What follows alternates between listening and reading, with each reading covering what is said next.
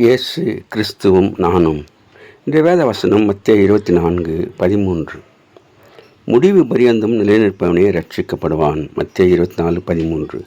அன்பான சகோதர சகோதரிகளே, ஆண்டவருடைய வருகைக்கு முன்பாக அநேக காரியங்கள் நடக்கும் என்று நாம் பார்க்கிறோம். அப்போது அநேகர் இடர்கள் அடைந்து ஒருவரை ஒருவர் காட்டிக் கொடுத்து ஒருவரை ஒருவர் பகைப்பார்கள்.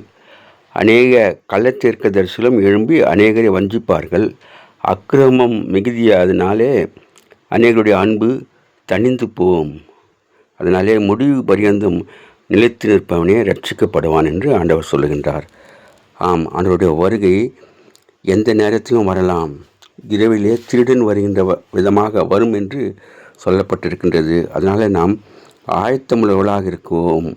நாம் ஆண்டவருடைய பிள்ளையாக வாழ்வோம், சாட்சியாக வாழ்வோம், ஆண்டவருக்கு பிரியமானதை செய்வோம். ஆண்டவருடைய சிந்தையை நமக்குள்ளே இருக்க ஆண்டவர் கிருபை செய்யும்படியாக ஜெபிப்போம். அநேகரை ஆண்டவர் பக்கம் திருப்புவோம், அவளை காத்துக்கொள்வோம். Have a blessed day. God bless you. Give your heart to God, your hand to man. Live in God's word, live on your knees. Thanks for watching. Like, share, subscribe.